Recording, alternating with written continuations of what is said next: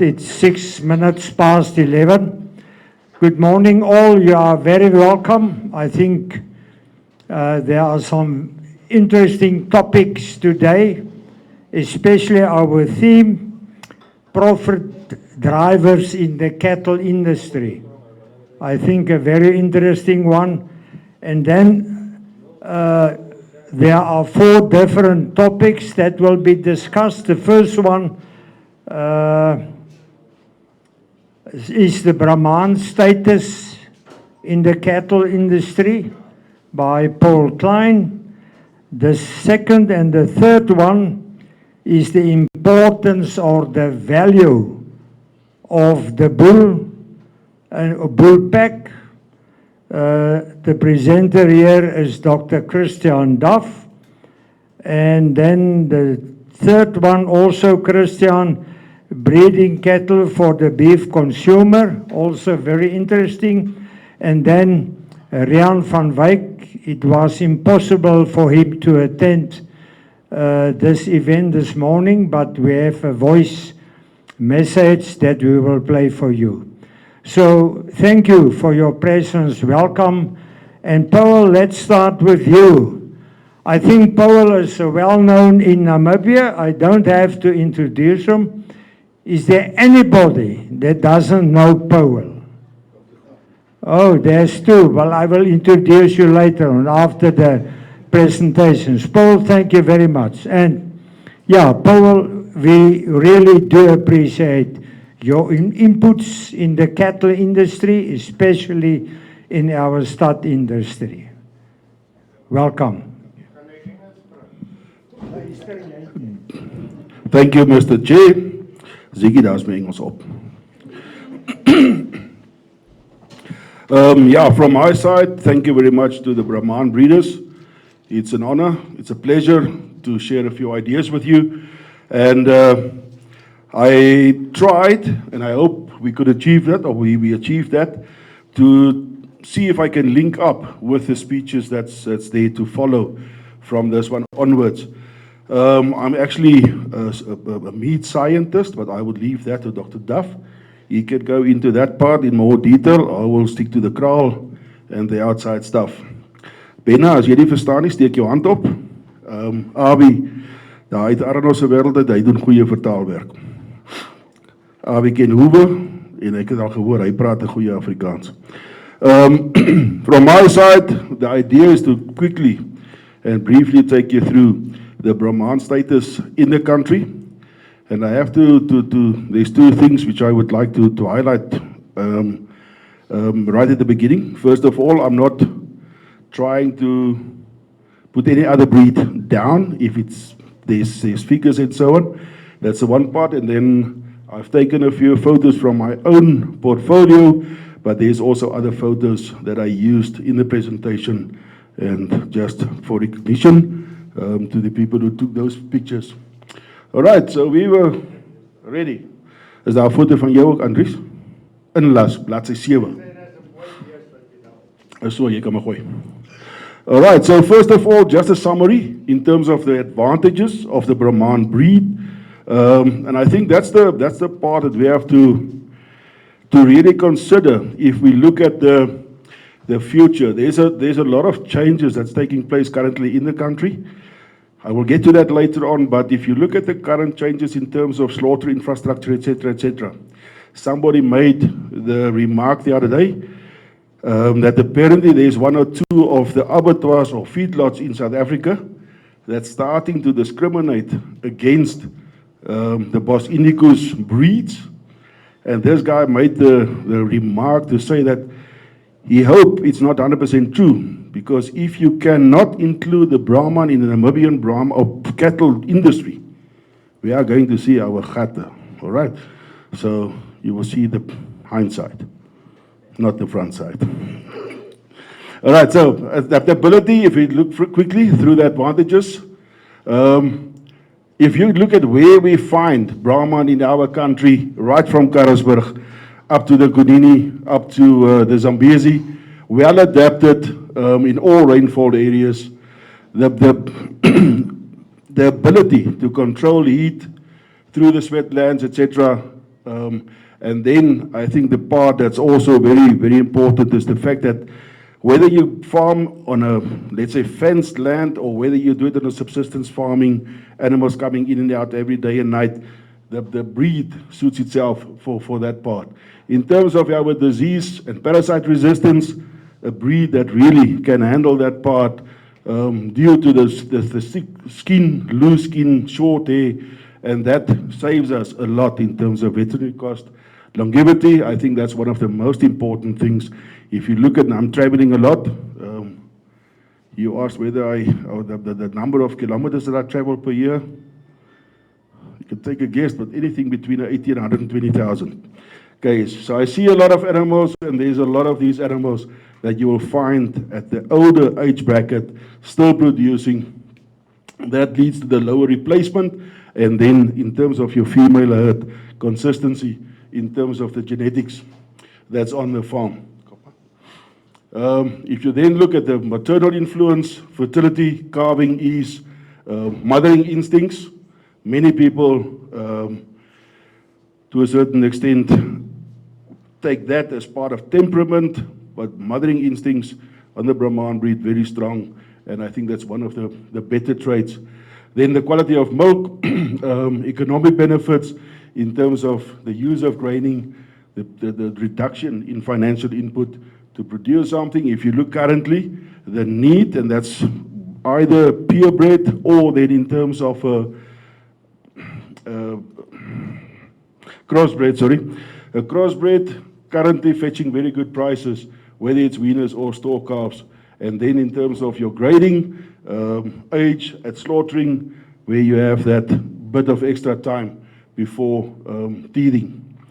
Crossbreeding, and I think that's the claim to fame in terms of our breed, that you can actually mix and match with any other breed, and you will have a positive result.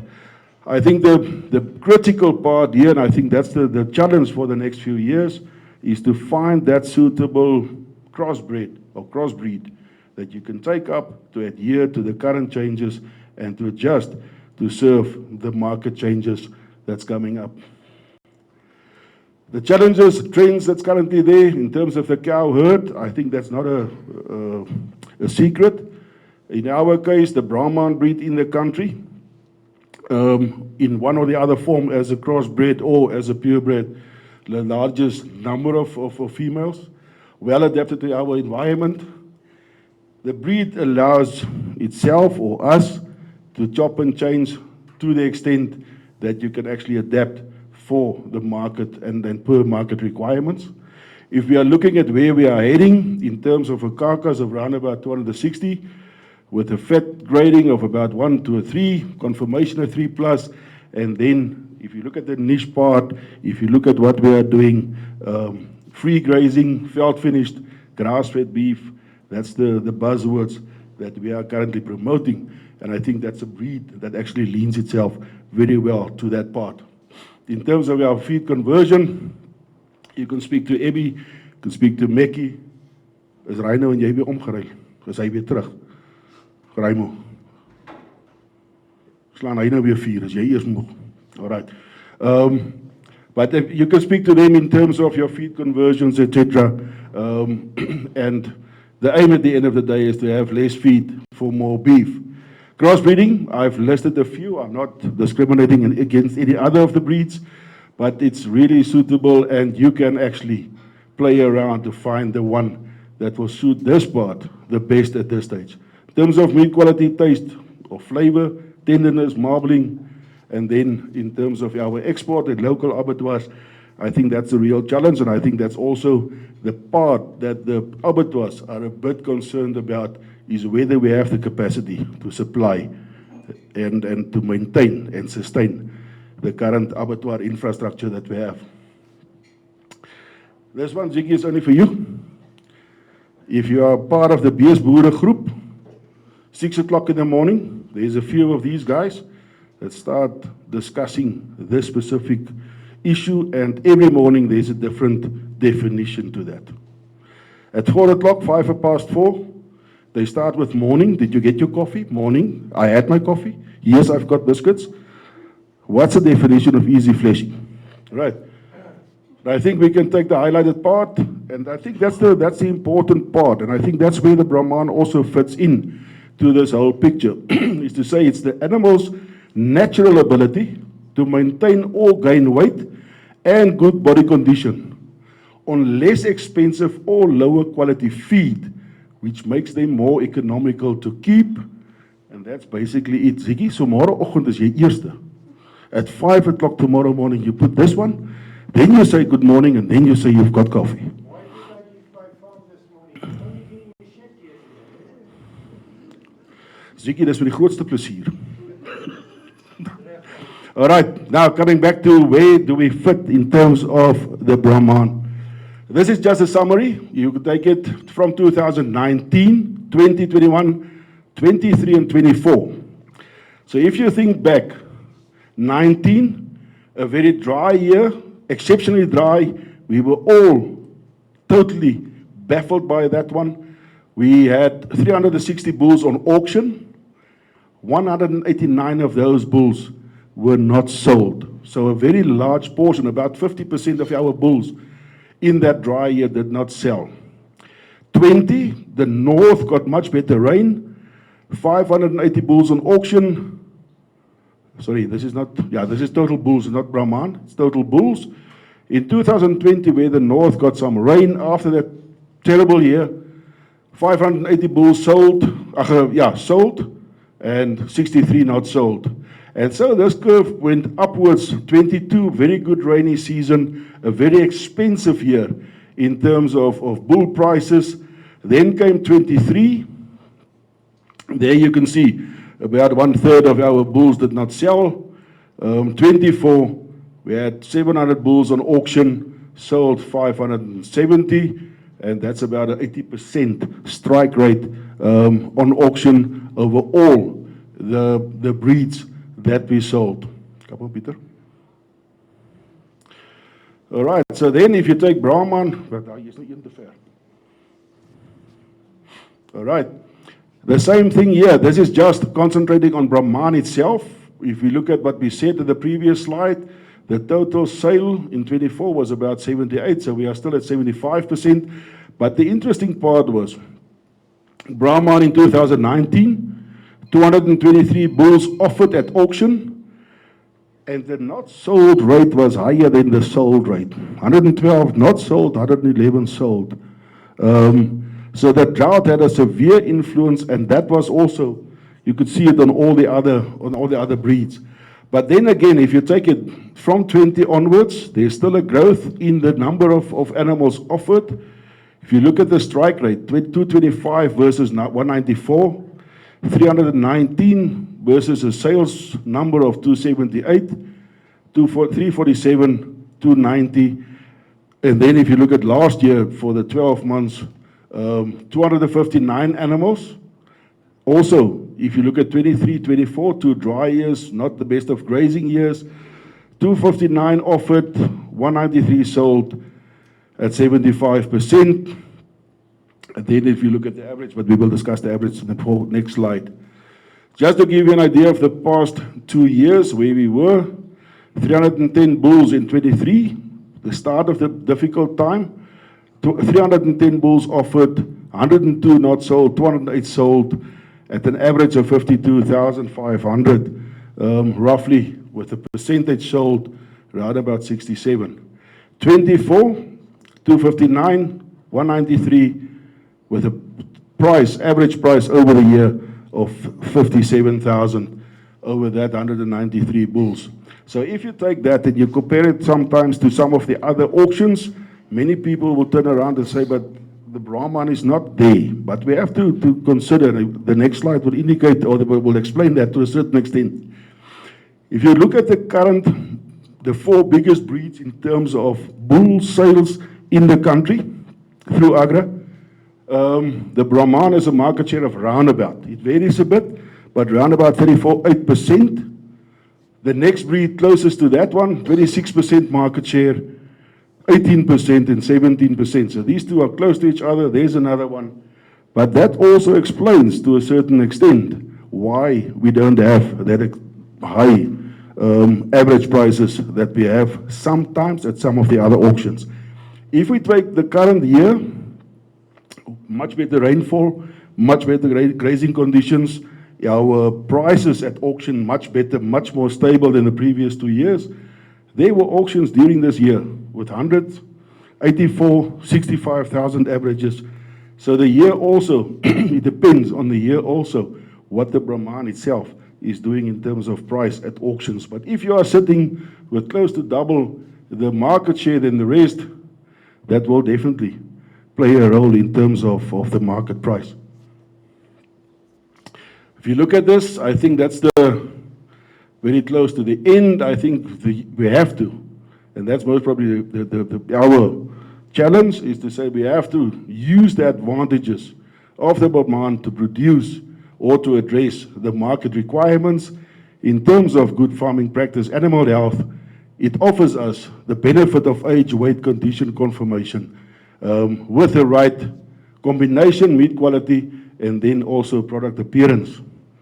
The photo there is just to indicate a rough difference between your grass-fed animals, your grain-fed animals, and if you look at the Namibian situation, Mickey, you can help me on that one, but that's the grass-fed part or the free-range part. That is, that's basically our aim to fetch a better price at the end of the day. And in terms of the Brahman, that's one of the breeds that can offer us that part. Then, as said, stolen from a friend. I think this is critical. Bring your breed up to the standard, not bring the standard down to suit what you are breeding.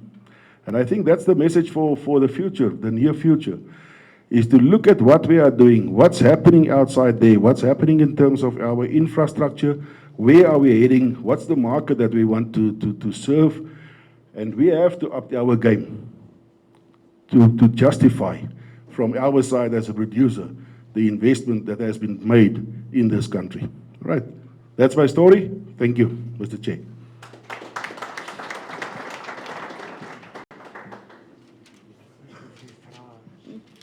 I will allow 1 or 2 questions, if there are any questions. Ziggy?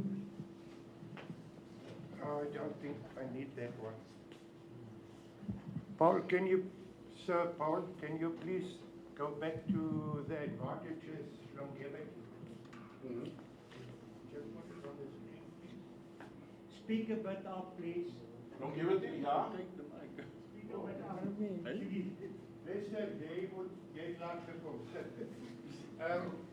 For me as a breeder, don't you think that longevity, lower replacement, we as a breeder, to advance our genetic pool, is it wise to keep cows for 15 to 18 years? Or is it better to replace them with supposedly better genetic offspring and let the older cows go to breeders who still want to go into the market? Ziggy, I think you're nearly right. If you were 77, you were right, but now you're not 77 yet. I think the important part of this one, if you look at the generation gap, and you want to shorten the generation gap, then the bull, to change the bulls frequently at the young age will add to that. And if you then take into consideration your replacement heifers, you will actually go. But if you look at your cow herd, your total cow herd, a cow of 12, 13 years in that herd justifies herself. She kept herself there. Either during an intercalving period, the retention of calves, whatever. So in terms of this one, I think we have to consider the 2 things. The one is the generation gap, how short, and if we shorten that, we have to use the bulls. If you look at what Mario Beffa said the other day at the Brahman Breeders' Day, the average bull in the stud business, Mickey, you can help me if I'm wrong, the average bull currently in the stud business, Brahman stud business, is 10 years old. And if you then look at the statistical improvement, genetic improvement, it's basically non-existent. So if you want to fasten that process, or you fast track that process, work from the bulls and your replacement heifers, but the cows that's actually producing, retention, days to calf, you name it, you don't want to get rid of those cows. Thanks, Ziggy. Paul is wondering, but I can remember the late Michael Bradfield often asked us as breeders, why do you keep your stud bulls for so many years in your herds? And then he asked, does it mean that you are not making progress? No, but that's what Michael asked. And he said, because of genetic improvement, etc., he preferred that we more often change stud bulls. Right, a last question.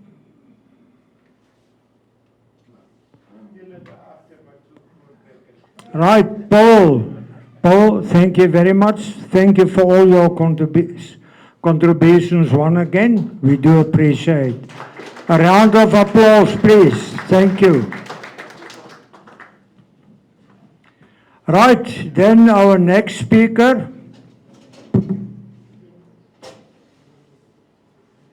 Dr. Christian Duff, not so well known in Namibia, a very impressive career and CV.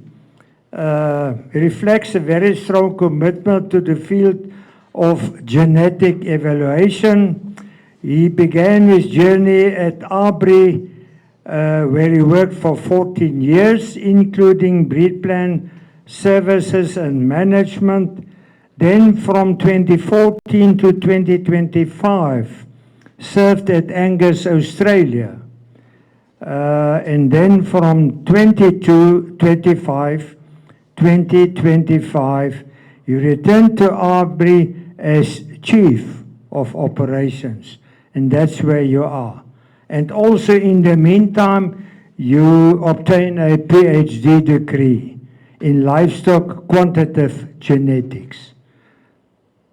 Christian, you are welcome. This is the audience, and you will try to explain to us the impact of a bull in our herds. Welcome. Thank you. Thank you, everyone. I'll have to stand over here, I believe. Is that right? Okay. Good morning, everyone. It's great to be here. First time to Namibia for me.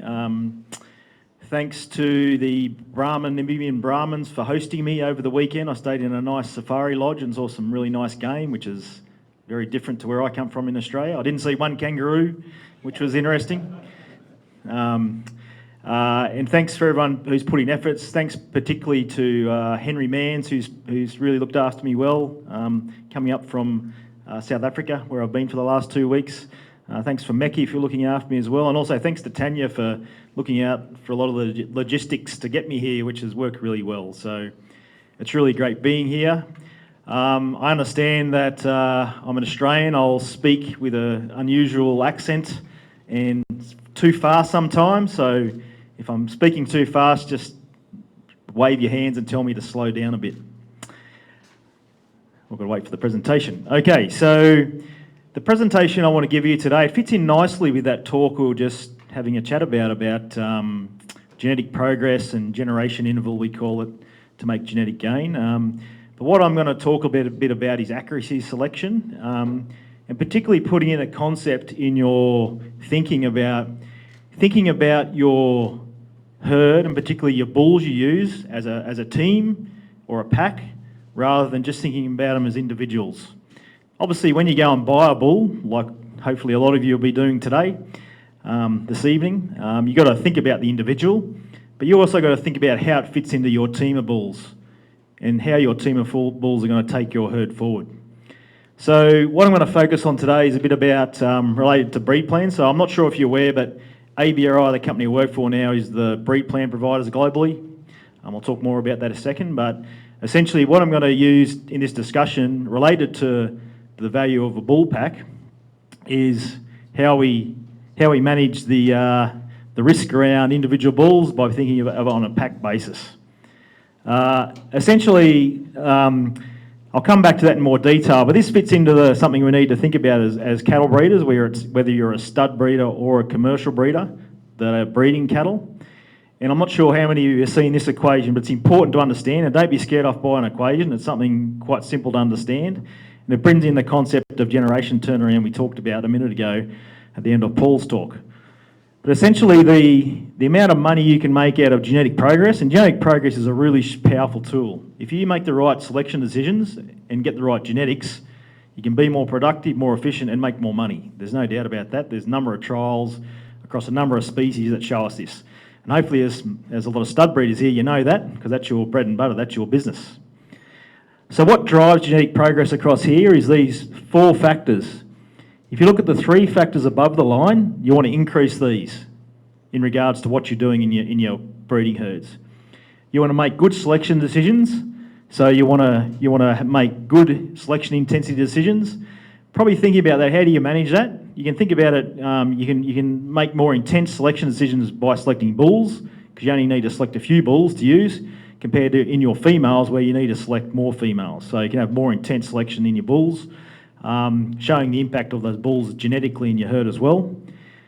The middle one there about accuracy is also important as well. So how do you make accurate selection decisions? What do you use? And breed plan EBVs is a tool you can use, and I'll talk more about that. That's going to really be the focus of the day. How you can really make accurate selection decisions to make genetic progress and make more money. The third one across the top there is about variation. So for traits you might select on, there's different variation in those traits genetically, birth weight or fertility or carcass traits, consumer traits. So it really depends on what trait you're interested in to select for when you're buying your bulls. And down the bottom is just the conversation we just had at the end of Paul's talk. Another thing that you use to drive genetic progress, you want to reduce that, is around generation turnover, generation interval we call it. And you can calculate that. It's simply the average age of the parents when the progeny are born. So you can go through your herd and calculate what your generation interval is. It's just essentially an average of the age of your parents, both the sire and dam, before once their progenies hit the ground. And generally, if you're making genetic gain, if you've got a younger, more turnover in your generation length, then you'll be making more genetic gain. But not in isolation. You wouldn't do that without thinking about the things above the line as well, okay? Intensity of selection, accuracy of selection, and the variation in the traits, and also reducing generation length. I'm not going to go through all that today. That's a whole semester of university probably to go through that. But essentially what we're going to focus on is that selection accuracy part and thinking about the bull pack. So I'm going to use the genetic tool we'll talk about today, and genetic evaluation tools, breed plan. Hopefully a lot of you are aware of breed plan. This is not an extensive breed plan talk today because there's lots of information you know, but it's focusing on how do we know how reliable and how accurate those information is. Just a little bit more about breed plan though, just so we're all on the same page. It's a genetic evaluation for beef cattle used globally. At present, we're evaluating about 16 million cattle worldwide, so it's the world's most expansive genetic evaluation system. A lot of global work. We do obviously a lot of work in Australia and New Zealand, but obviously in Southern Africa as well, the UK, the US, so on and so forth. So it's a big business. In regards to that, we have also now, and well done to Brahmans, to progressing to a single step evaluation where you now include genomic DNA information in your evaluation, which makes it really powerful. We now have around 1.2 million genotypes globally going into that evaluation. So not the Brahman one, but across all of our evaluation, you have to say. So it's a really bit of a game changer in how people interact with our genetic evaluation, and that also adds accuracy, which I'll talk more about in a second.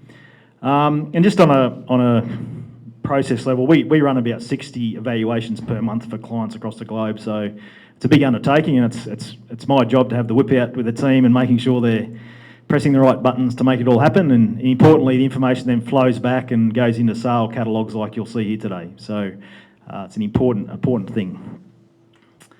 It's developed by a group in Australia called the Animal Genetics and Breeding Unit, which is a group of about 25 scientists that get a lot of industry funding through MLA, which is our industry group, Meat and Livestock Australia. And the good thing is we just don't hold that in Australia. We offer that around the world as well, which is important for our business at ABRI. Based on very long-term science, so what we're doing is basing a new way of doing things off very proven science.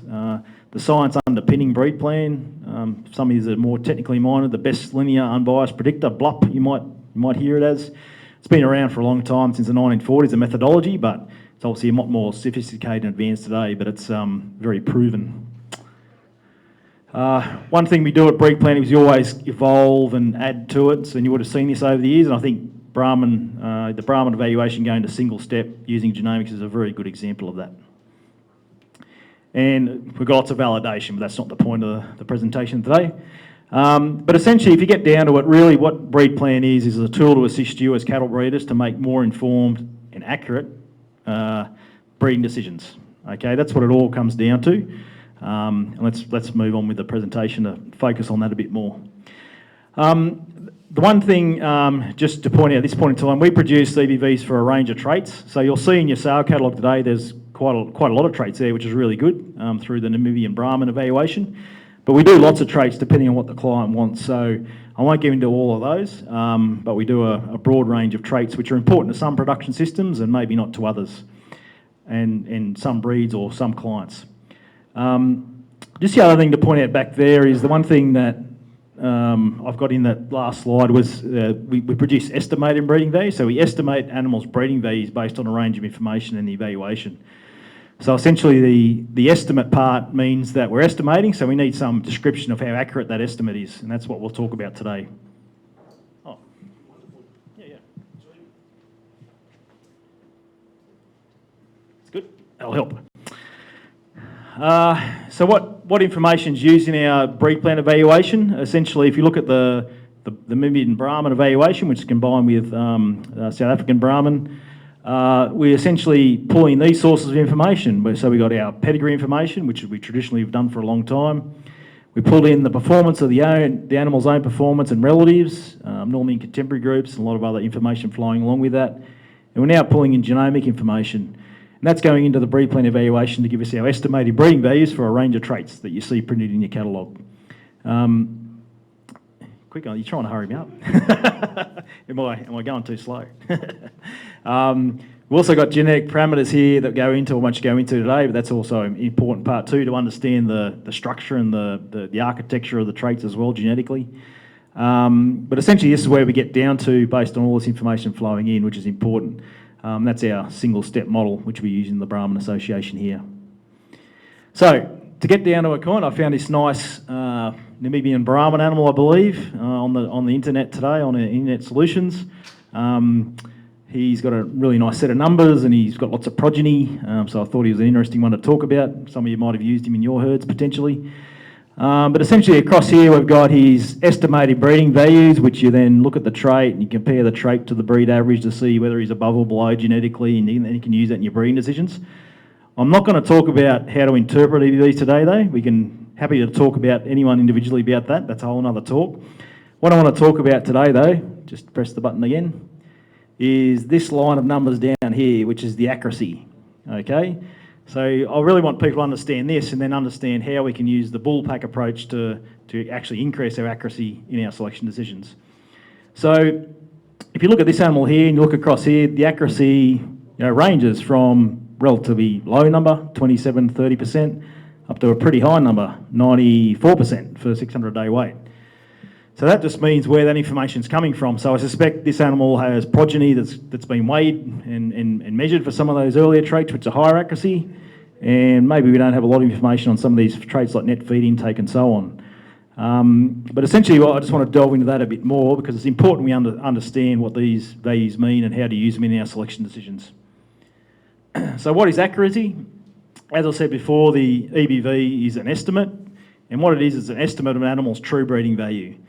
So if you went in there and measured the DNA and we knew all about the DNA, how it interacted, we could actually get to the animal's true breeding value. We don't have that information, so we have to estimate it off a range of information: pedigree, performance, genotypes, and so on. So that lets us to estimate it, and the accuracy then gives us a prediction or a confidence level of the EBV prediction. How confident we are the EBV is close to the true breeding value, or could it move either way as we get more information? For those stud breeders, you know, you start off with a young animal, you then add more data, the EBVs might move a bit, but the accuracy will go up because we know more. Essentially, that's what happens in the system. So a simple way to look at it, if you've got a higher accuracy level for our EBVs, the EBV is less likely to change as we know more about the animal and its relatives, and the evaluation knows more about the genetics.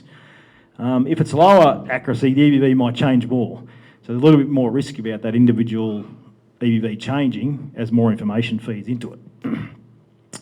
This is just another way to look at it. If you look across here, this is the change we might see in an EBV as we know more information. As our accuracy here goes up, 50, 60, 70, 80, 90%, the likelihood the EBV will change will get less and less as we go up the top here, where we're getting closer to the true breeding value. So when we go and look at these young bulls out here, what sort of level of accuracy do we normally see for these? Well, they're not all young bulls, they're sort of a mixture, but there's some young bulls and some older bulls.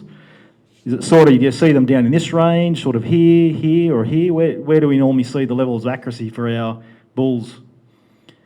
Probably, in this sort of range here, so they'll be, low accuracy up to sort of mid-level accuracy, depending on the trait, depending on the herd, depending on how much data's flowing in, depending if they're genotype now. But yeah, we're sort of working in this range here.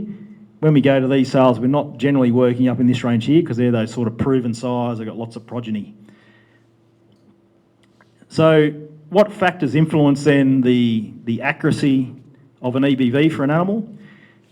First of all, depends on the trait. So some traits that are really heritable, therefore a lot of the information we know is under genetic influence, like our carcass traits are really heritable. Eye muscle area, for example, is quite a heritable trait. Then you generally get higher accuracy because they're more heritable. For our lower heritability traits, like milk, 200-day weight maternal is another name for it, or for days to calving, a fertility trait, because they're generally lower accuracy, lower heritability, they'll get lower accuracy as well, all things being the same. Another thing that influences the accuracy is how accurate the EBVs are of the parents. So obviously if you've got a really highly accurate sire and a highly accurate dam, then expect that to flow through into the progeny as well. Okay, so that's something that flows through the pedigree. How much performance data is being analysed for the individual or relatives related to that animal will also have an influence. So obviously if you go from an animal with no information to then have his own data, say a weaning weight, 200-day weight, recorded in a good contemporary group in the evaluation, you'll see his accuracy go up because of that. So those herds that are generally doing a good job at fawns recording, more data, good contemporary groups, will have higher accuracy driving the EBVs. The size we've already talked about in that. Also, the thing about the breed plan evaluation, we use quite a sophisticated model, so we don't just think about the individual trait on itself. We also know, well, this trait's genetically correlated with this, so if that's also recorded, we can also pull some accuracy out of that. A good example of that is, say, birth weight and 200-day weight, or eye muscle area and IMF. We know the genetic correlation, so if you've got both traits recorded, both traits will benefit with extra accuracy because of that. And that's a real benefit of the breed plan evaluation, that being in the model. And another thing more recently to think about, because you've got a single step evaluation, how big your, what we call the reference population is, will also drive your accuracy. And reference population is just animals that have both a genotype and a performance record in the evaluation. They have both sets of data. If you go to the next slide, this is actually, I just pulled this out this morning. I should say my team sent it to me and I've just put it into a nice graph, but essentially this is the size of the Southern African Brahman reference population at the moment. So this is not all data. The data is, there's lots more data just with pedigree and performance, but this is animals that have a genotype and a performance record. So if you look at this, sorry, the numbers are a bit small probably, but just genotypes, we now have nearly closing in on 4,000 animals genotype, which is good. That's a good number. But I know you just started, so it's, we expect these to grow over time. The red is the Namibian portion and the green is the South African portion. So yeah, there's a good equal number of genotypes coming from both. Importantly for a reference though, it's how many animals have both the genotype and the phenotype. Okay, so for example, birth weight, you can see there that just over 3,000 animals have a genotype and a birth weight phenotype. What this means is then, if you then just genotype an animal, you'll get accuracy because you're related to this data here, okay? So you get more benefit out of it. One thing, I worked at Angus Australia, and I'm also an Angus cattle breeder too. So we've got a really large reference. We've got about 600,000 animals genotyped now and lots of data in Australia. So I can now genotype my young bulls, and most of the EBV accuracies across the traits will be somewhere between 60 to 80% accurate, just from the genotype alone. You then obviously do all your other recording to get more than that, but with a big reference population, it allows you to do that genotyping and early selection, which is beneficial from that generation point of view. Anyway, thought that was some interesting information for you. Oh, this is just across here, then all the other traits. So you've got birth weight, you know, your growth traits, 2, 4, 6, mature cow weight, scrotal circumference, days to calving, scan records, heifer scans, and then bull scans, and then some carcass data, which must have come in from South Africa.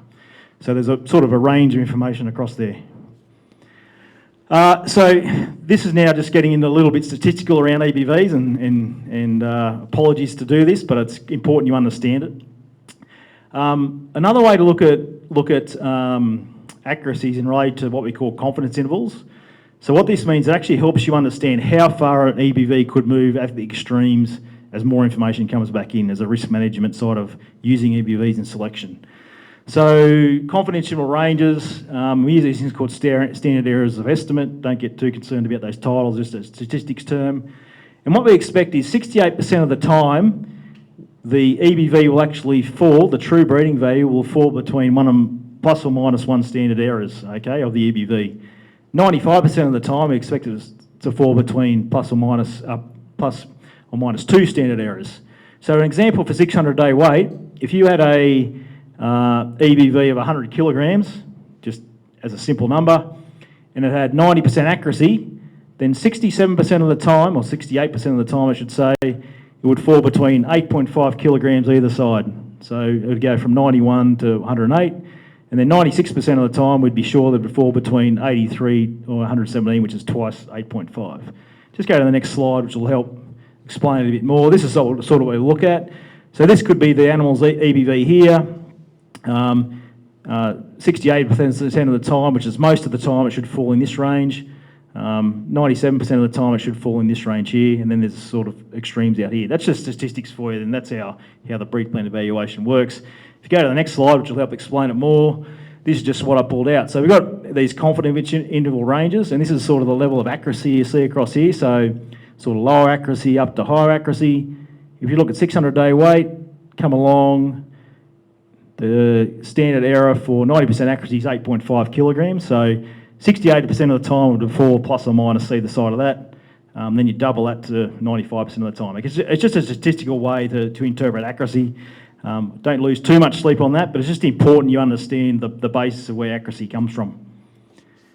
Okay, so now talking about the bull pack approach. So hopefully now you understand accuracy reasonably well. So when we start talking about the bull pack, I'm not talking about it in relation to multiple side joining, so you avoid those fertility issues with bull breakdown. That's all very important as well. What I'm talking about here is the benefit of thinking about your genetic gain and your genetic package as a package rather than a pack, rather than just individuals. And a good analogy is thinking about a rugby scrum, right? So risky talking in Southern Africa about rugby at the moment, but that's been like that for the Wallabies for a fair while. So I'll go there. But essentially, you can think about, to understand how good a rugby scrum is going to be for your side, you can go and look at all the individual players and think, oh, yeah, it'll probably be good based on him or on him. But then you'll get much more better prediction if you think about it as a group. How are they going to perform together in a scrum? Because that's essentially what happens, right? To get where you want to go, which is about winning the scrum or getting a penalty, I guess. And it's no different to think about your bull pack. So how does that come together? Not so much as individuals, but as a pack to get me where my herd wants to go, and the accuracy you get around that approach. So this will take a little bit of getting your head around because it's a sort of probably a new concept to some of you, but essentially when we're managing EBV accuracy, we've just talked about accuracy on a bull pack approach. So EBVs can describe the merit of a group, not just individuals. Really useful for evaluating groups of bulls or groups of females if they're influential to your herd, like a group of embryo transfer females, for example, flushed females. And the one thing that will increase significantly if you think about your EBVs in the term of team size and the genetic diversity in the team as well. So if you look at that table there, what it's saying is if you have 2 bulls in your team, so you go from thinking about individuals, the individuals have 30% accuracy, which is pretty low for an EBV. If you had 2 bulls that on average had 30% accuracy, the accuracy of that team, if they were full siblings, so say they were full sibling brothers, the same mother and father, same sire and dam, the accuracy of that team would actually rise from on average 30% for individuals up to actually 58% for those 2. So a significant accuracy rise if we think about it in terms of a pack of bulls rather than individuals. If the bulls are then less related, the accuracy actually goes up to 68%, and if they're fully unrelated bulls, that goes up to 74%. The reason that is because if the bulls are related, and particularly highly related like full brothers, if something happens in the evaluation, they're both likely to fall the same way, or go down in EBV, or go up in EBV. Whereas if they're unrelated, some will go down and some will go up. You can see there if we then think about the team size in a much bigger concept. So we had 10 bulls in the team, again, averaging 30% accuracy, and then we rise up to 74% if they're full sibs, 88% as half sibs, and 95% if they're unrelated, so really highly accurate. So going from a group of individual young, low accurate bulls, as a bull pack, they're actually very accurate. Okay, so again, this is a bit of concept to get your head around, but it really helps understand thinking about your herd as a population, and particularly your bulls as a pack, rather than just a group of individuals as such. Just go to the next slide. This then just graphs it, and there's actually a published paper too that's been around for a while if you wanted to find that. But essentially, this is just showing the change. So the number of bulls down the bottom, the starting accuracy at 30%, and the blue lines if they're unrelated, the green lines if they're half siblings, and the red lines if they're full siblings. And you can see there where you get your most accuracy up to 1, 2, 3, 4, 5 in a group, but it goes all the way through, sort of plateauing off up to 10, that's for sure. So again, thinking about it from a pack approach rather than an individual approach. So the thing we just need to think about when managing EBV accuracy, if we're thinking about low individual accuracy, it is a higher risk, and if we think about individual bulls, that's an issue. We can spread that risk across thinking about the bull pack approach, thinking about it as a team rather than a group of individuals or individual bulls. Younger bulls as a pack can actually rival proven size on this concept, okay? The other thing we need to think about, particularly about this using this approach, trying to avoid all our eggs in one basket by using full sibs, for example. If we're just thinking about on this concept, then maybe using bulls that are slightly unrelated or unrelated in that pack approach would be useful as well. You can also think about it across years. So don't think about it, if you only use a small number of bulls each year, you've got a small herd, you can think about your bull pack across a few years, okay, where you'd have a team of bulls, not just individuals. But the important part here, this must be coupled with a long-term breeding objective. So what I mean by that is you need to know where you're going with your traits and where you want to select, and that's where it's most powerful. If you change your mind every year when you buy bulls, then this approach won't work. Okay, so you need a longer term breeding objective and a breeding plan of where your herd's heading. Just an example to show this in practice. I worked at Angus Australia, as I've said, and this is some work we did when I was there. This is using data from a really large progeny test program where we generated lots of calves, measured them for everything from birth through to slaughter, genotyped them, pedigreed them, all sorts of things. So a really rich set of data to look at.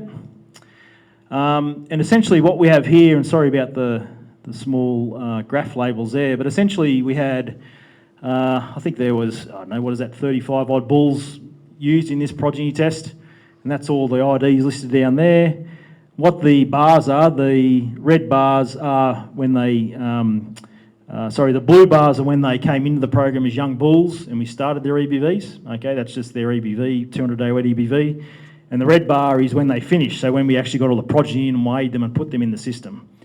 So if you look at the tables over here, on average, the EBVs on average across those 30-odd bulls didn't change. The EBVs are essentially the same as they were than when they went in. Might have changed by 1 or 2 kilos, but nothing significant. What did change is we got much higher accuracy. So we went from an initial accuracy of averaging around 75% up to around 90% once all the data came in. But if you look at some of those individual bulls, I should use the pointer. Down here.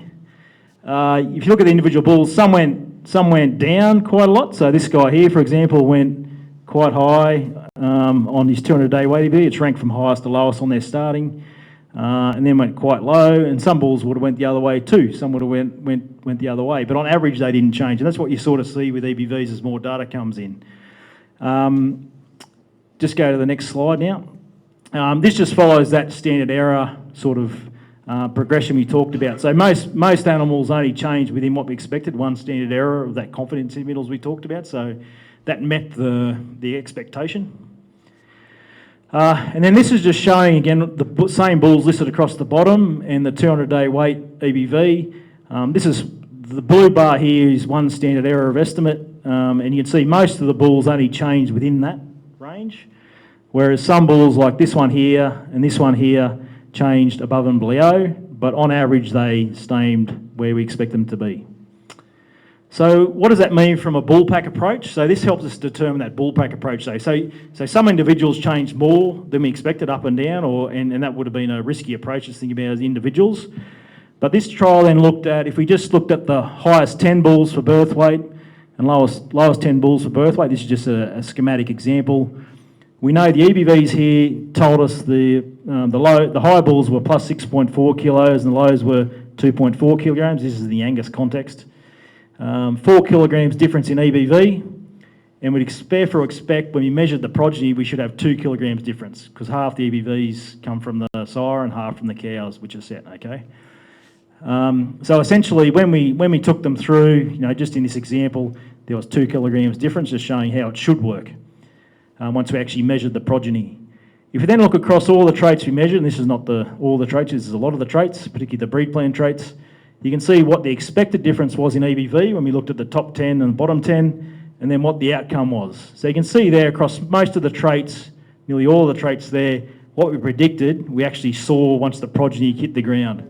Whether it's for birth weight, gestation length, 200-day weight, 400-day weight, 600-day weight, carcass weight, rib fats, eye muscle area, carcass intramuscular fat actually measured in the carcass, and days to calving and NFI. So the outcomes showed, using that team bull approach, top 10 versus bottom 10, the expectation out with EBV showed it was pretty much spot on.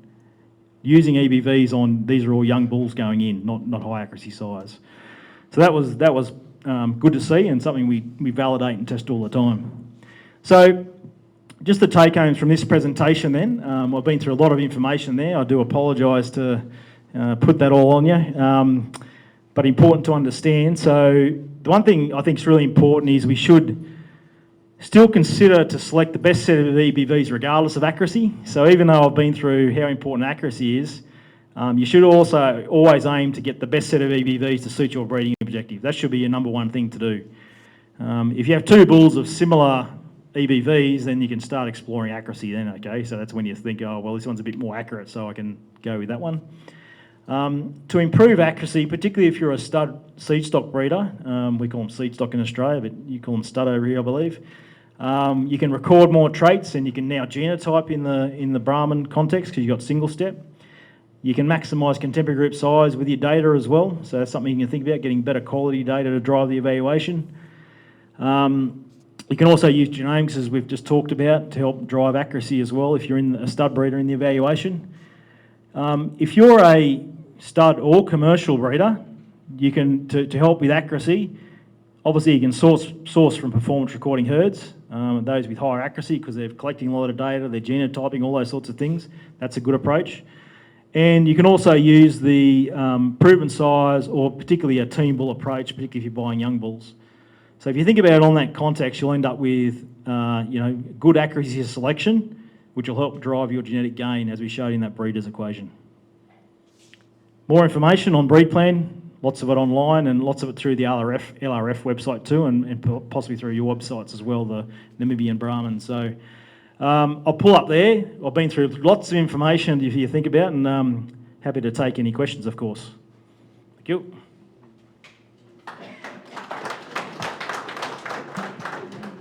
Thank you so far, Christian. Questions? Yeah, please, Iggy. It's fine, you can start. Can you put that picture up with the stats how cattle-born measurements for accuracy of EBVs?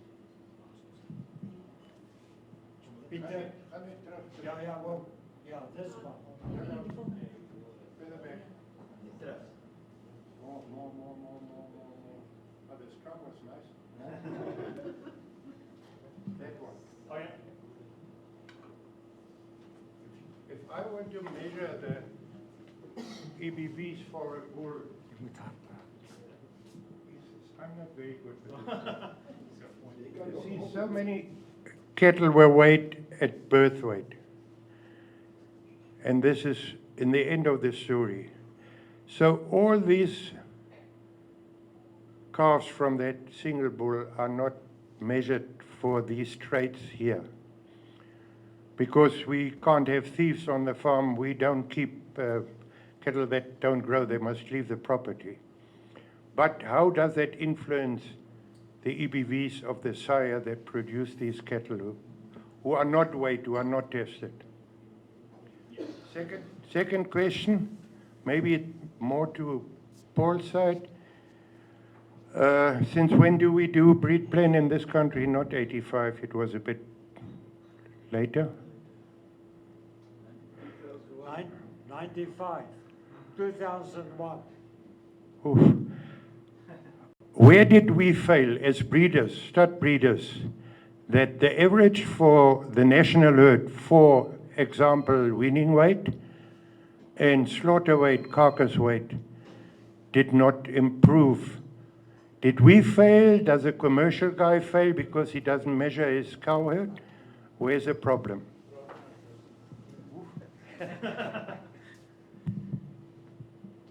So first question, in regards to why is there a gap in, or there's a gap in recording for those later traits. That happens all around the world. So obviously as you get later, animals do disappear out of the system for a range of reasons. So you generally get less.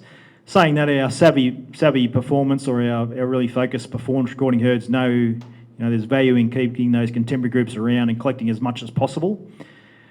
The good thing about the evaluation is, I talked about that full multi-trait. So as long as you get a lot of these early traits in the full contemporary group, you might have a sort of a bias set when you get down here because you've already culled some animals, you've got ridden some. But because we've got a genetic correlations between traits, we can actually, our model can handle that reasonably well. You can't beat full contemporary group recording all the way through life, but you also got to be pragmatic and understand how things work commercially. So that's how it happens. One thing I think I've said here, this is just a snapshot of animals, not a snapshot, this is just a summary of animals that are genotyped and phenotyped. In regards to your evaluation, there's a lot more animals with phenotypes. So I think weaning weight, for example, there was 300,000 animals across the evaluation, Southern Africa. This is only the portion that also have then a genotype. But because we've just started this evaluation, we expect it to be a lower number for now. When I come back in, who knows, next year or 5 years' time, that'll be a higher number for sure. I'm sure that'll happen. The other question was, why hasn't our weaning weights and slaughter weights increased based on genetic gain? Depends on a few things. So, it could be a function of people are involved with breed plan, but are they actually selecting on it to make genetic gain? So is there really good selection across? Is there enough people, say, in the Brahman and Namibian Association making selection decisions to drive genetic gain to then flow through to things like weaning weights and carcass weights commercially? That's one way to think about it. The other way to think about it is, even though the averages haven't gone up, have we reduced our age of those things happening? So one thing is to think about, and we see this across the world a bit, is normally your average weaning weights may not go up, or your carcass weights, but you're generally getting to a point to sell.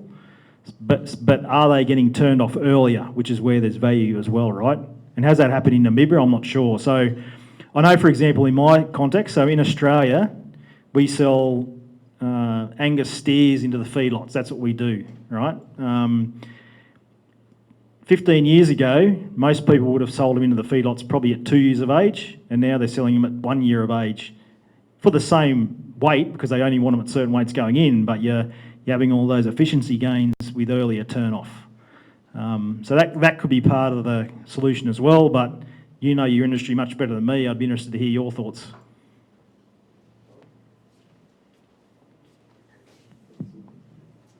Ziggy? No, not Turkey? Christian, I think I understand the concept of the bullpack approach. But if we want to improve the accuracy, the bullpack approach, okay, let's leave it there. But what about rotation of bulls in the herd? We as breeders normally, we're looking for that perfect match between the male and the female that will give you superior cattle. But maybe we're losing out in terms of other opportunities if you move the sires around in your cow herds. How does that impact? Would that have an impact on the accuracy levels of your breeding values? Now you can answer Michael's question to us. It's good. It's a good thought. So the EBV will generally work better if there's some rotation of which size you join to which cows, but there is things built in the model to handle that as well. And I won't go into a lot of detail. We have this thing called sire by herd effect. So obviously lots of individual sires are just used in individual herds, and we have to model that because it can create some bias in the information. I'm not sure if that'll actually affect the accuracy, as in the accuracy we see published, but it's something we should always consider in relation to our joining. Saying that, I'm also knowledgeable that sometimes, this sire works well with that female, and I've sold progeny for lots of money, so maybe I'll keep doing that. That's also in the mindset, right? So it's not all about your accuracy of breeding values. Yeah. I don't think we can add much more than that for now. I have to think through that one a little bit. It's a good question.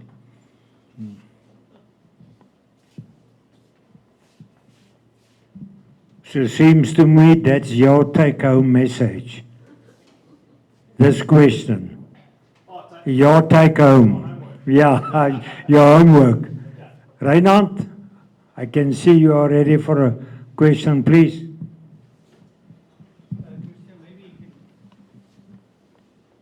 Okay, if it's necessary.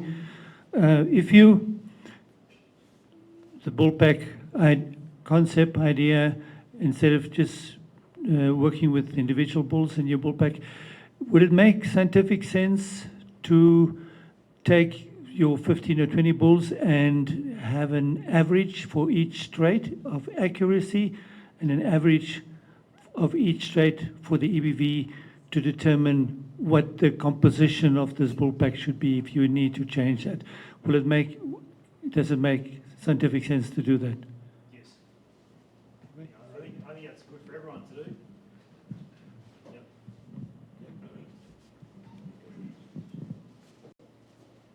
Yeah, so that's a good approach. So don't just think about it as bullpack, but you can actually document it each year. Because that can also, if you do that year after year, you can then also if you're C-stock producers can do that anyway through their genetic trends in their breed plan reports, but if you're a commercial producer, then you can do that. You can just keep the average of your bullpack, accuracy and average EBVs across the traits, and understand where your herd's going. That's a really powerful thing to do. Simple thing, but powerful. Yep.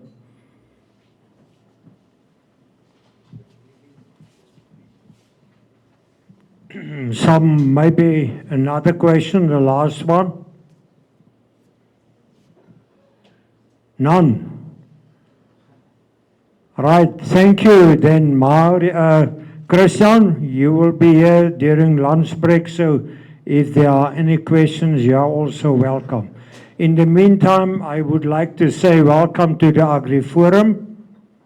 Thank you for your presence. We do appreciate. And then also, I would like to acknowledge our sponsors for this day. This is FNB, Bank, Agra, as well as our Breeders Society. Christian, are you ready for the next topic? Do you want a break? No, we can play the voice recording and then, okay, fine. So Rian van Wyk is the commercial breeder to explain to us the benefits of the Brahman in a normal herd in terms of hybrid vigor, etc. As I've said, unfortunately, you know Rian well, up in the Osiri area, or Waterberg area, it's impossible for him to attend. So are you ready? Can we listen to the voice recording?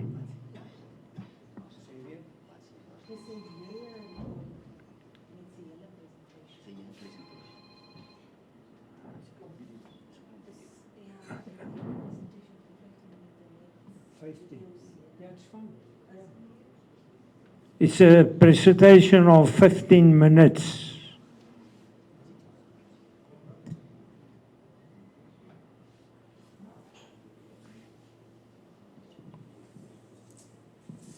Including a lot of pictures.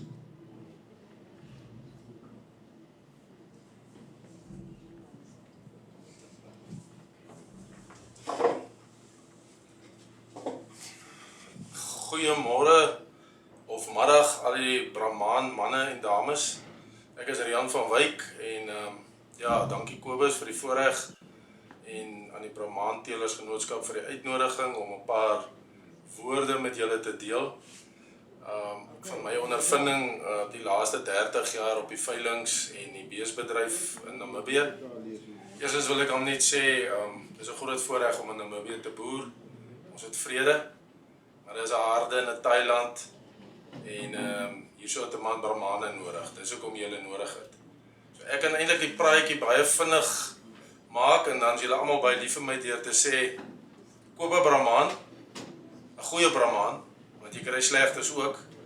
Los die bonsmaras en boer. Maar moet asseblief hierdie video vir die bonsmara manne wys, want dan gaan ek baie ongewild wees. Ja, wat ek vir julle kan sê is my ondervinding op die veilings vir die laaste 30 jaar is dat ek het baie bees gekoop, baie beesveld toegevat, baie bees getoets, voerkraal toegevat, daar getoets. Die Brahman kruising in hierdie land is die antwoord. Daar is nie ander bees wat ek wil koop nie. Ek soek om 70% Brahman. Suiwer Brahman is ook reg, maar dan moet hy reg geteel wees, dik bene. Breedte agter die skof, breedte tussen die heupe, dat hy kapasiteit het. Kort koppie, nie lang koppe nie. Ja, die ding is maar net, ons het baie ekstensiewe toestande, droogtes, dis die bees wat ek gesien het, wat die beste droogte toestande vat. So jy kan, maar in die najaar kyk, jou bees met die baie hare, jou Taurus rasse, die goed val uit mekaar. My ondervinding is met 'n bonsmara, hy wissel later as 'n Brahman, vroeër as 'n Brahman, die Brahman wissel later, dit het ek baie keer getoets.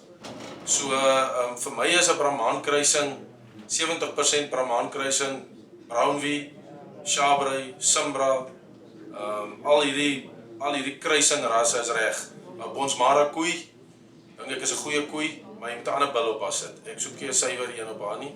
Bygesê mense kry, jy weet, bonsmaras en bonsmaras. Maar die Brahman kruising oor die algemeen is die bees wat die beste presteer by ons in die voerkraal ook.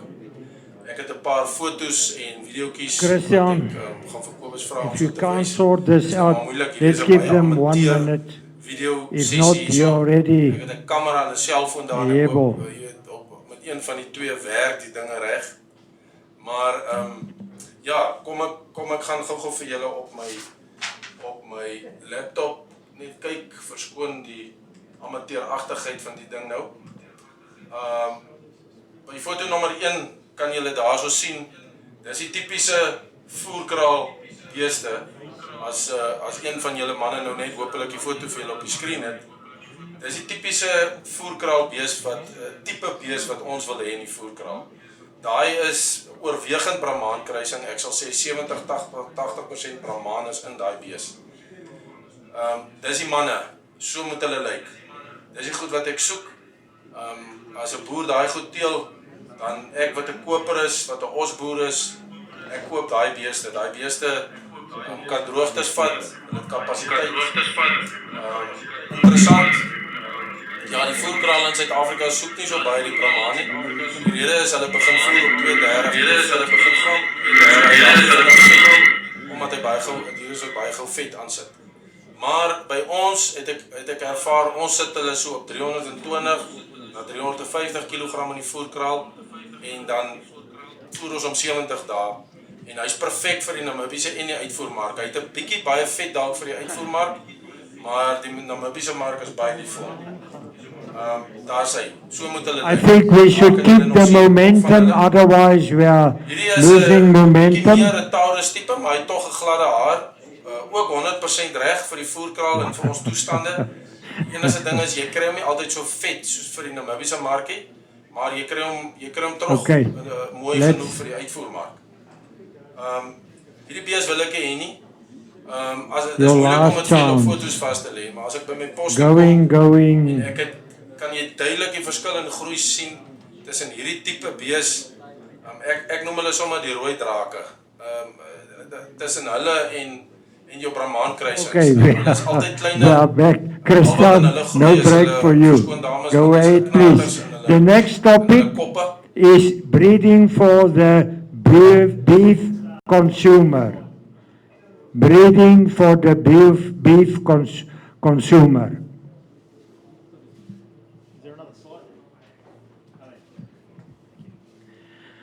Hello again. So this is a topic that is of real interest to me. This is my PhD study area around meat quality genetics, and also I like eating beef, like all of us here. I must say I haven't eaten as much beef as I have since I've come to South Africa and Namibia. I've eaten a lot in the last 3 weeks. It's nice to have a bit of Springboks to change it up last night from beef, but it was, the beef's been good, so well done. But essentially, I just want to take you through some thoughts here about breeding for the beef consumer. It's an important part of it because when you think about it, that's essentially what we do in our business, right? What we do ends up with someone consuming it. So we need to think about that all the time. And how can we breed cattle to make sure that the product is appropriate for the consumer and something they think's delicious and they want to come back and buy more of it and put more money into the system. One thing we also like to think about in the Australian context is essentially the only person in the whole supply chain of beef, from the farmer to the feedlot to the processor to the grazing environment to the abattoir to the consumer is the consumer is the one putting the money in for all that to happen, right? So if we're not giving the consumer the product they want to either just buy what we're giving them or to pay more for a better product, then we're sort of missing the whole concept of why we're here, right? Producing food for people. So I just want to take you through this slide set now, which essentially covers a few things about what does the consumer want? Do we really know that? And also talking about our grading system we use in Australia for meat called Meat Standards Australia, and that really is based off back-solving what the consumer wants and putting stuff in our grading program that affects all those attributes. Then a question, can breeding programs and genetic selection affect beef consumer traits? As in, can we actually use genetics to do anything about it, or is it just something we've got to do other stuff, management stuff with? What tools are available if we can do that? And also, what's new and around the corner a little bit too in regards to eating quality and consumer acceptance? So the first thing I asked, this is well documented this is for Australian consumers, so this is off work our industry body does, Meat and Livestock Australia. And essentially when they go and they survey producers, and they do this every year and look at trends and changes in patterns over time, this is essentially what our consumers want in Australia. They want quality and freshness, so they want to really prioritise tenderness, flavour and freshness. That's really high on their priority list.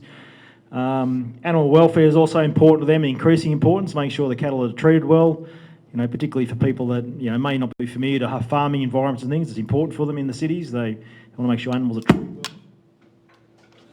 Oh no, what do I do? Is that a problem?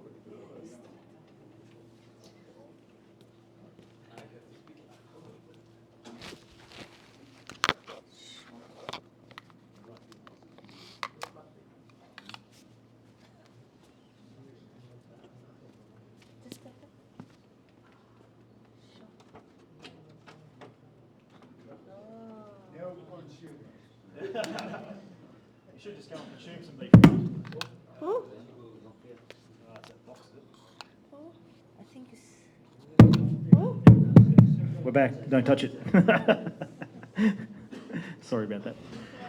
I won't walk backwards. They also want things like sustainability, so it's all about making sure farming practices are sustainable. That's a big global thing at the moment, as I'm sure you're aware of. Traceability is also important to our consumers, knowing where the beef's come from. We've got quite a sophisticated traceability system in Australia now, which is important. And interestingly, they also want key preference is just convenience. A lot of people don't want to cook a brisket on the slow cooker for 13 hours like I like to do on a weekend. They want quick, easy meals and convenience, so we need to think about that. Some really evolving priorities in the Australian context is health consciousness, so really thinking about what nutrition that gives them. It's a really growing thing in Australia. If I'm eating this, I want to make sure it's good for me, it's good for my kids, it's not reducing my health, and also transparency around that. In Australia, probably similar to here, we've got a growing cultural diversity, so we don't just think about what the Australian farmer from 30 years ago wants to eat, it's about what all of our culturals want to eat too now. And also, importantly, what's really growing is a lot of beef consumers, I'm sure you do this when you cook recipes now, potentially you look up online how you cook it, what you do with it, so on and so forth. So they want that convenience too. So if you're trying to cook a bit of beef, that's all available online. They're sort of the key things. This one here is just actually, as I've said there, I've actually generated this with AI, not artificial insemination, but artificial intelligence, one of the programs. So tell me if I'm wrong, but for Southern Africa, I said, what do Southern African consumers like? What do they want in their beef? What's their preference? And this is what it came up with. So quality was also high, tenderness, freshness, taste and juiciness, low fat and bone content, lean cuts, minimal bone preferred, especially among urban and middle income shoppers, hygiene and safety, price, particularly along lower income groups. Obviously affordability is critical. Packaging and labelling is also important in regards to clear information around what the beef is. There was also, and this might have been a study, it was actually referenced out of South Africa, but there was also a study showing that consumers were willing to pay a bit more for quality graded beef, so that's interesting in itself. Is that too far off the mark for Namibia, or are we missing something there, or is it pretty, what you'd sort of expect if you think about it? Pretty close. Maybe we've done a good job. So in the Australian context, what we've done to help solve the consumer experience is we've got a really sophisticated grading system called Meat Standards Australia. It's developed in Australia by our scientists there and our meat science experts with industry, and it's for beef and sheep as well. So it's not just a beef program, it's also a sheep program, and you use the same theories about it. And what it delivers and what it aims to deliver is consistent eating quality. So predicts tenderness, juiciness and flavour based on scientific criteria. Importantly, it's about consistency. So we know there's variation in beef. There's sort of everyday eating quality, probably a bit lower priced, and there's sort of mid-level tier, which is a bit higher priced, and there's really top-level tier. So it's not about saying that all beef needs to be the same. What it's saying is we know there's variation, but let's be able to understand that and class it accordingly so the consumer knows what they're getting consistently and what they're paying for. That's critical. Takes the guesswork out of buying and cooking meat, and there's some grading. I'll talk more about the grading in a second. Importantly, how they've worked all this out, the grading system, is they've actually with consumers, they've actually taste tested 1.7 million taste tests over 250,000 consumers over 13 countries. So the reason we do more countries than just Australia is because we export over half our beef, so we have to think about other countries heavily as well. And essentially what happens then, they then know what consumers like to eat based on how they've scored it, and then they can relate all these factors back to it that affect that. So that all then goes into the grading system, so you can sort of back solve what affects the consumer eating experience. Things like breed, feed, pH, ossification, marbling, fat coverage and ageing time. That's just to name a few, there's a lot more than that. Industry impact, it's actually, that number's a bit high. It should be 3.8 million MSA graded cattle per year at the moment, which is about 50% of the young animals graded. And it's used by a lot of our beef brands and outlets. One thing to say, it's not a beef brand on its own, so you don't go into a supermarket or a butcher and say this is the MSA branded beef. It actually just underpins the brands, the science that's been MSA graded. So people can still go out and have their own brands. I know Savannah is a brand here, for example. There's all those sorts of brands in Australia, but the science put this together and underpins to make sure we've got a good, consistent eating experience. So, sorry, this will be a bit hard to see, but essentially, if you look here, you can see the range of criteria down here. I won't go through them all, but the first one, I need your laser pointer again, sorry. Shouldn't I give it back? Thank you.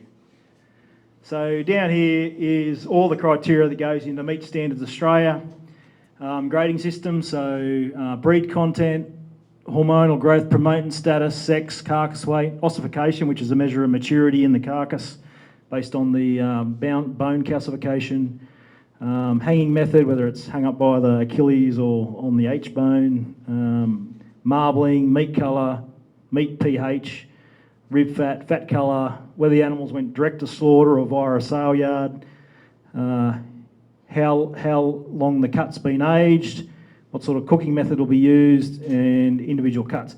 Interestingly, it also looks at, the grading system will also suggest how cuts should be cooked, because as we know, you can have the best bit of meat, but the final part, if it's not cooked the right way, can really stuff up the consumer eating experience. So it brings that into it as well, which is really unique actually. If you look at, these are just some of the other systems around the world, and you won't be able to see, but this is the USDA system, US, this is European system, and this is the Japan grading system. And you can see they use a lot less criteria than what we do in our MSA grading, so it's really sophisticated and complex in some way. But essentially this is where we end up. So once we go through and understand all these grading criteria on farm, you know, in the chiller, so on and so forth, we can then, for each of the cuts, we come up with a grade score that ranges between 0 to 100. And in the end, and you'll see that for some of our cuts, like our tenderloin, will generally be a higher grade because it's just a more tender cut. But all this information feeds into it. And then what we do is we then weight this and just give the carcass an overall consumer grading based on MSA. And that information now is really powerful because it feeds when cattle get killed, they get MSA graded. All that data feeds all the way back through the supply chain, not just to who sold the cattle, but also who bred them. So if I've sold some weaners that then goes into a feedlot and no one, I'll eventually get that information to help me think about how I'm breeding my cattle for the consumer. It's really powerful. This is just then the number of MSA graded bodies over time. So we've got, you know, back in 2003, 2004, early on, you know, it was about 10% of the national slaughter was MSA graded. And you can see where it is now. We're tracking up around that 60% of the national herd now, or the national adult slaughter being MSA graded. So it's growing. It's not compulsory, so all plants you don't have to do it. It's sort of a voluntary thing, but you can see it's really taking off. And this is the numbers here. So you can see there it's about, that looks like it's plateauing here. That's just a bit of effect of the supply at the moment, you know, around that, around the 4 million carcasses graded per year. So it's a system that's taking off. Right, now that's a bit about our system and a bit about consumer eating. Let's talk a bit about genetics. So when we talk about genetics, the product, whether it's the carcass or the steaks or the beef you're eating, that's what we call the phenotype, and it's a combination of these two things to get here. It's genetics, half from the sire, half from the dam, it's their conception, and then the environment, so the nutrition, the health, the age, the climate, the management, all the things you do, as well as the genetic side. So those two things combined will give us the product in the end. So we need, as managers of beef operations, we need to think about all this. If you're a seed stock producer, you really have to hone in on this part, obviously, because that's what then flows through into your clients' herds and into the product. So we really need to understand these two things combined give us the ultimate product that the consumer will eat. When we start talking about how genetically controlled these traits are then, so some of our consumer traits we have in our breed plan evaluations are here, like our intramuscular fat, and our rib fat, rump fat, carcass weight, and so on, eye muscle area. You can see here that these are heritabilities, and this is from Angus Australia, so they wouldn't be that far off from what you'd see in Brahmans either. If you look at our carcass traits, they're generally quite heritable. What that means is that a lot of the variation we see is due to genetics, not necessarily the environmental side. Okay, so what that means is you can then, if you select on the traits, if you want to move one of those traits genetically, because they're heritable, you can move them quite quickly if you select on them and you want to focus on them. Compared to, say, something like days to calving, in Angus had a very low heritability. You can see they're 4%, much below what you guys probably have. And that takes a longer, you can still move it genetically, it just takes longer. You've got to be more patient. So important to understand that about normally our consumer traits, particularly around carcass traits, are very heritable. I've already talked about this, so we can skip through it. Breed plan, we've talked about the system, so skip through. This one too, we've talked a bit about that one. These are then just another snapshot of the EBVs and the traits we have available. And I've circled all these traits as EBVs as the ones that would affect consumer eating quality and experience, would have some impact on it. So let's just dive into that a little bit more. This is a bull that I bought up today that I thought, I just essentially just sorted them on index and had a look at their carcass traits. But essentially he's a bull, as you can see here, he's got ups and downs depending on the trait. But if you have a look at his carcass traits here, which would relate to consumer eating experience for genetics, eye muscle area, fats, IMF as well. So you can see where they, you can start honing in on and seeing where they are on an EBV level as well. As we do with all our EBVs, they're listed against the breed average and percentiles as well. So we can see that on an individual level. If we're really thinking about how those things affect the consumer eating experience though, and this is from our experience with our grading system, Meat Standards Australia, and we talk to our commercial producers in Australia a lot about this. If you're trying to link the EBVs to the grading outcomes, things you can think about is selecting on intramuscular fat, which boosts marbling. It's related to marbling to give you your highest MSA marble score and MSA index. You can look at eye muscle area, which is more related to a little bit the age of turn off, but more about the yield side. Rib and rump fat. So particularly if you're producing particularly lean bodies that are finding it hard to meet compliance to get enough fat to be graded properly, then obviously rib and rump fat is something you can think about. Carcass weight. So essentially, if you can select on carcass weight, not necessarily to get bigger carcasses, but to get the same carcass earlier, that'll give you more lower ossification, lower physiological maturity, so you can bring that down as well. That's a bit related to 600-day weight as well, so carcass weight and 600-day weight are linked, obviously. And the other one to think about is docility. So lots of studies around the world and from Australia show that animals with better temperament will have better eating quality as well. So we can't forget about temperament, very, very critical, and I see you do have a docility EBV in your evaluation. So there's all those things you can play with to make sure genetically you can make benefits for the consumer. Just some impacts we've seen. Selecting size with high EBVs for IMF, EMA and fat improves MSA compliance index, and this is particularly looking at there's a dog. Looking at the genetic component. This might be relevant to our conversation this morning, Meki, but a 1% increase in IMFEB can lead to a 27-point rise in MSA marbling score, and that feeds significantly into the overall index. So we know these things link through to what the consumer likes to eat in the Australian context anyway. And we've seen in Australia that producers using EBVs, coupled with their feedback they're getting through the MSA system, that they can achieve over 90% compliance and really high grading results. So we've seen that, but we've been in this space for some time. The other thing just to think about here, and we haven't touched on selection indexes today, but I'm going to touch on it briefly, that the selection indexes can also consider the consumer traits. So our selection indexes are where we combine EBVs on a weighted basis based on economics, a bioeconomic model, to give us essentially one profit breeding value for a particular production system, whether it's a self-replacing versus terminal, and where the endpoint is, whether it's a rangeland oxen or whether it's a feedlot Southern African type system. So in Brahmans, you'd know these much better than me, but you've got a rangeland grazing index, weaning index and feedlot index. This animal, the same animal we brought up before, reasonably high on the indexes, above average anyway. Always get impressed by your indexes because of your currency. The numbers look a lot bigger than the Australian ones, so well done. That's good in itself, I guess. It doesn't mean you're making more genetic gain though, I guess. We do it again. Yeah, so that's the indexes. Again, I won't go through a lot of detail on indexes. That's a whole another half-a-day presentation, but important we think about it. If you look at just press the button again. Should get some arrows come up. Yeah.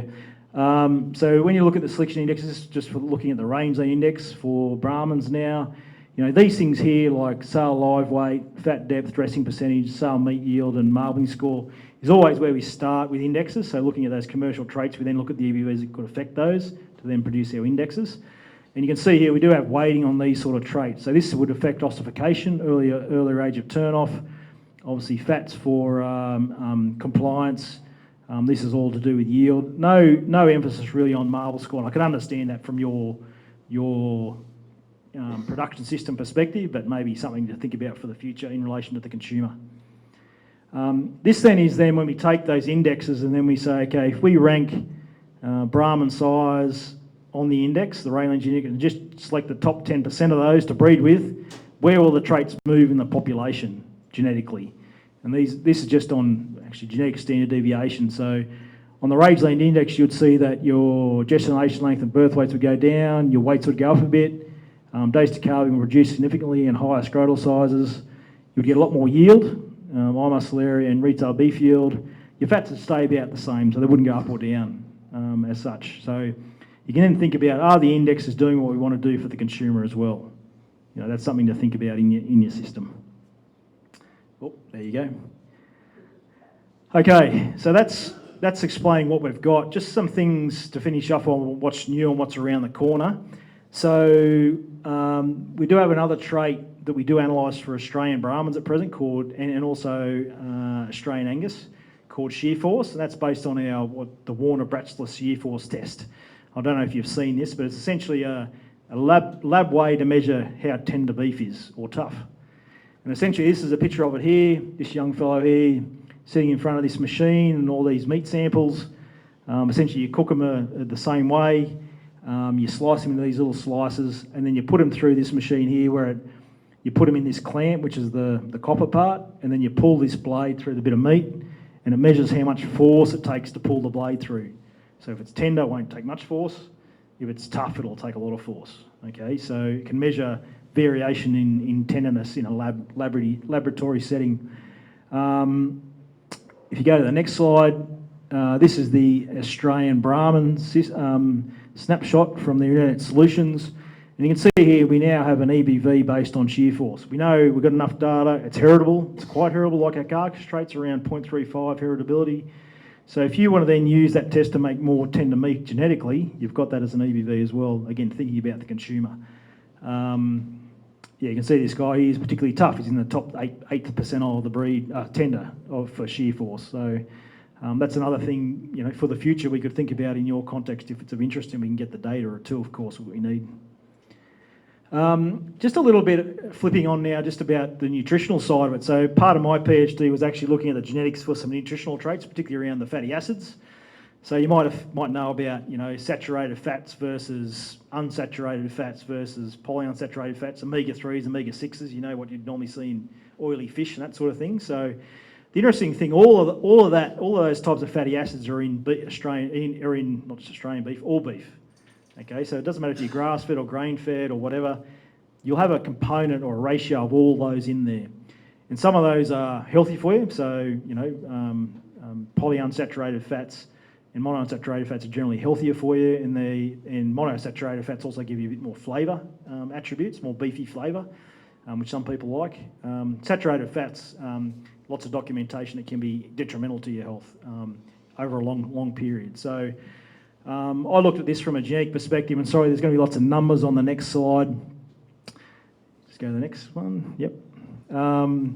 So one thing we always look at, we had about a couple of thousand records, I think, for animals we actually measured for their fatty acid profiles, and we found out these are the groups here: saturated, monosaturated, polyunsaturated. That they're pretty heritable. So again, if you wanted to select animals that were higher in the healthier fats and lower in the unhealthier fats, you can do it.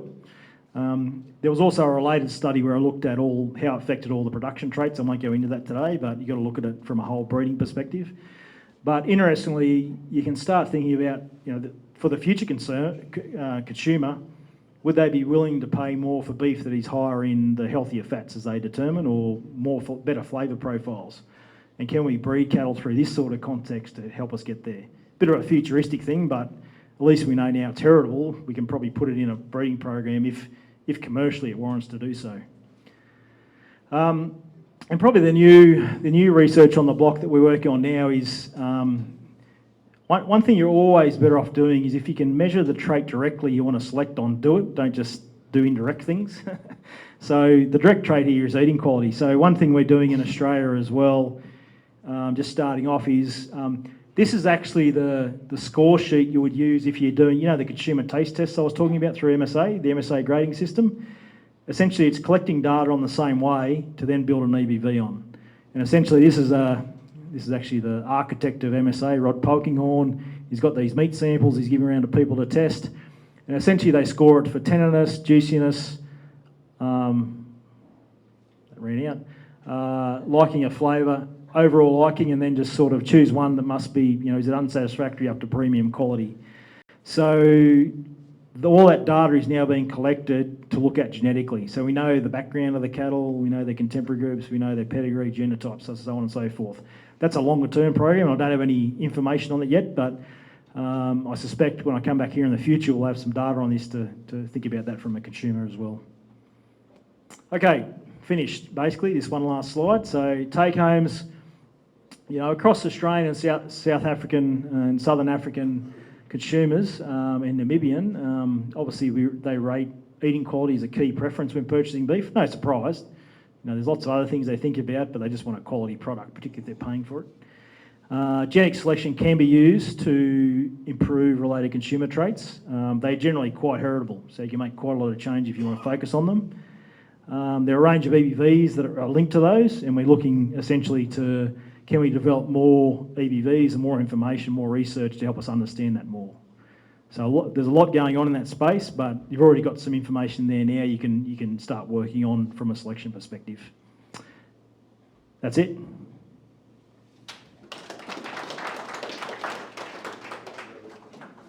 Should we do maybe we should do a taste test on the beef this afternoon? Are we having steaks? We could try one, start our reference. It's a bit risky, so rather not. Questions, please? I think the most important part of this session was the important role of the consumer on his eating experience, and of course the value that EBVs can add up to help us to put quality beef on the table. Are there questions? I think that's the... Reinhard, you're welcome. Did I hear you correct when you said that there's no difference in the fat quality of grass-fed and grain-fed animals? We were under the impression that... No, I didn't say that. So the question was, when you looked at fatty acid profiles, did you say there was no difference between grass and grain-fed? No. What I was saying is whether it's grass or grain-fed, they still had proportions of all those fats, unsaturated, monounsaturated or polyunsaturated. Generally, grass-fed beef has more of the polyunsaturated and monounsaturated. as a ratio. Okay, so there is a difference, but it's not like grain-fed beef is all unsaturated and grass-fed beef is all polyunsaturated or monounsaturated. Does that make sense? Yeah, we were under the impression all along that grass-fed animals' fat is healthier than grain-fed. Similar with your chicken, your free-range chicken, and your spannery chicken. The fat that's created through grain is not as healthy as the fats that made from grass. Yeah, and that relates back to those saturated versus unsaturated fats, essentially. Yep. And it's really to do with the proportions across those two systems. Are you allowed to use hormones in your feedlots? Are you allowed? Because in South Africa, the feedlots are allowed to use growth stimulants, hormones, and I think that will have a negative impact. Yeah, so one of the big influences of a negative eating experience, or you can counteract it with other levers, but HGPs will generally make meat a bit tougher. You can use it in Australia, but only for certain markets. If we're setting to the EU, it's a big no-no. To Japan for high quality, but we can use it, but it's well monitored. So it has to be segregated in the feedlot and segregated in the processing plants. It's quite strict. But you can use it. There's still efficiency gains, so you've got to think about it. But just from a grading perspective, if your tickets, if we know it's on HGP, that'll go against it in regard to the grading. Yep. Ziggy? Thank you so much for your information. But for me as a breeder, where do I start and where do I stop with selection? On what traits? We had a very clever guy from America 30 years ago. He said, if you select for four and more traits, your genetic improvement is zero. So I think we spoke about, 120 traits today? Nearly. So where do we start and where do we stop? And what do you think for the future is for us a very important trait we must look at, seeing that we want to breed that the consumer wants to buy. I mean, that's a trait everywhere today. We can't just say to the consumer, you must buy what we breed. It's the other way around today. So what do you suggest? Where do we go? What's the way forward? Good question. From a multi-trait selection, you're 100% right. So the more traits you put in your breeding program, the slower you'll go for all the traits. So the one thing you do need to determine is there a place in my breeding program, whether it's a stud breeding or commercial, for these traits? Because you add them in, you're going to go slower for the other traits. That's no doubt about it. The one thing you do have to think about, though, and it probably goes back to the start of my talk, then in the end, whatever we're doing, in the end, we're producing a bit of food product for a consumer to eat. We want them to come back and preferably pay more for it. So I think from a futuristic perspective and looking forward, then we should think about that from a breeding program perspective from the seed stock sector down. And sometimes you have to crystal ball stuff and do stuff that you might think, well, how am I going to get paid on this? Or how is my customers going to get paid on this that are buying my bulls? But maybe it's not being paid today. Maybe it's where you get benefit from it in 10 years' time by starting today. We had very similar conversations in Australia 20 years ago about selecting for marbling. We had very similar conversations, for example, about why would I do this? No one's paying me, the feedlots get all the benefit, blah, blah, blah. That's now changed, and there is flow back of money feeding right back to the bull breeders, because they know those steers are going to make more money when they sell them to the feedlots and so on, because that's the systems are there now to see that. So I think you've got to look through that a little bit and see what the future may hold.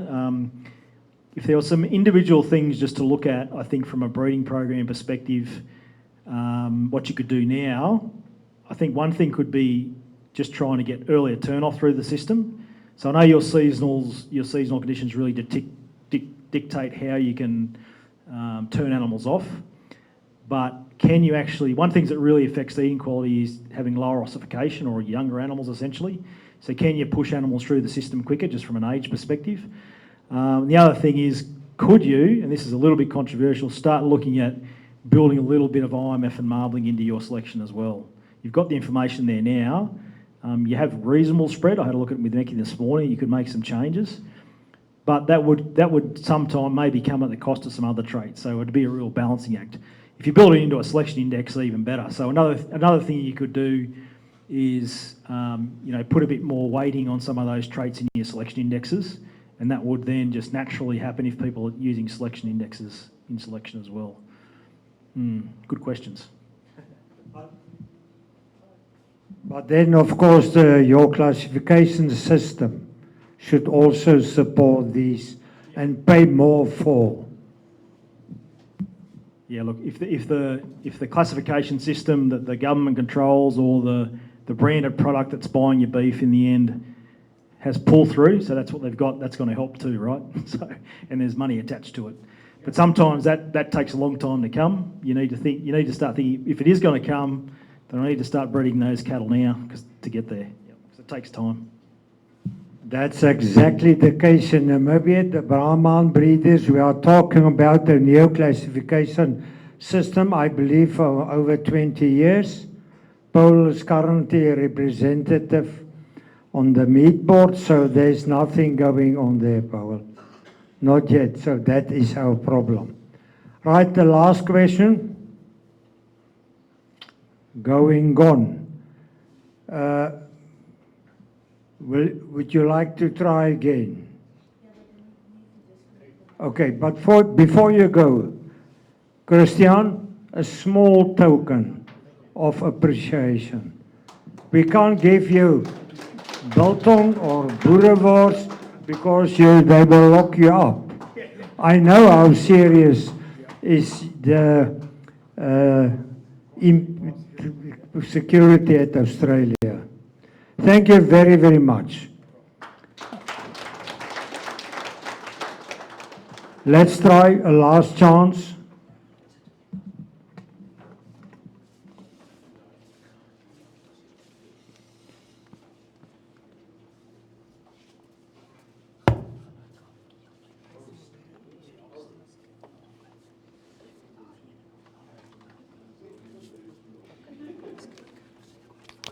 Yeah.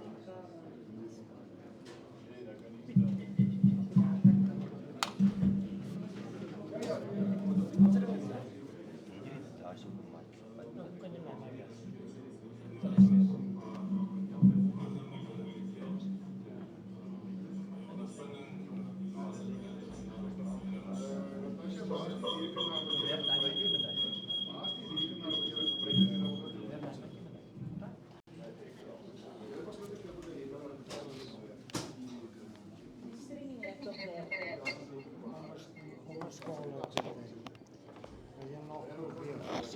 Nee, hier het ek gewerk nie op die hierdie een. Uncle, oh, his answers now. I don't know. The plug is not playing and it's echoing. I'm playing it from it's echoing from the mic onto on the streaming laptop, and that port doesn't fit here from the speakers. I'm sorry for that one, let's call it a day. Once again, to the speakers, Paul, thank you very much. Christian Duff, far away from home. Uncle Rhino just called it a day. Seems to me there's a little bit of hope in terms of the rugby. A new coach, maybe that will help. All right. But when you beat South Africa the second time, then I will agree. Christian, thank you very much for your time here. A round of applause for the speakers, please. Right, going on, you are welcome now. There will be a light lunch. And then, of course, those of you who are interested in buying books or heifers, you are welcome to go and have a look. Thank you for your attention.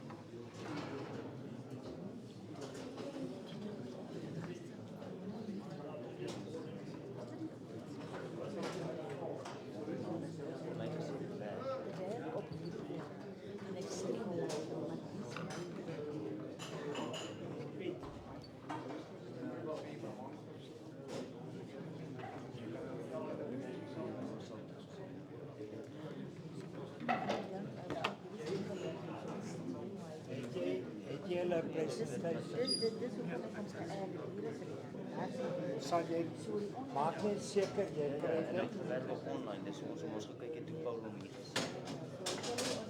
Dis net nie.